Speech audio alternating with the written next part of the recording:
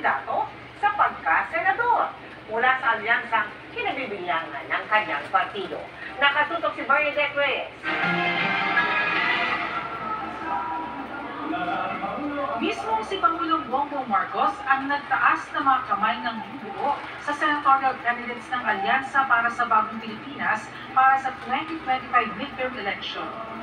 Kabilang sa kanila sina Interior Secretary Benhur Abalos, Makati Mayor Abby Binay, Senadora Pia Cayetano, dating Senador Ping Lacson, Senador Lito Lapid, dating Senador Manny Pacquiao, Senador Bong Revilla, dating Senate President Tito Soto, Senate Majority Leader Francis Tolentino, dating Social Welfare Secretary at House Deputy Majority Leader Erwin Tulfo at Deputy Speaker Camille De Leon.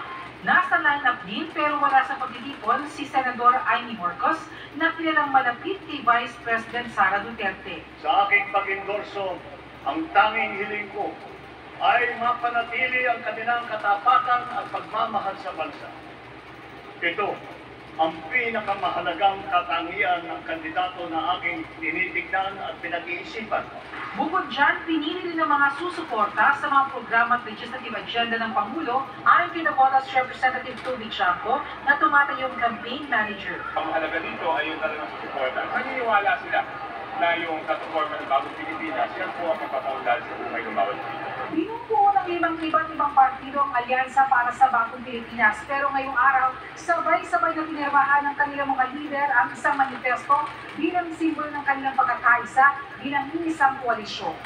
Kabilang sa alyansa ang naka-CMD, Partido Federal ng Pilipinas, Nationalist People's Coalition, Nationalista Party at National Unity Party. Para sa GMA Integrated News,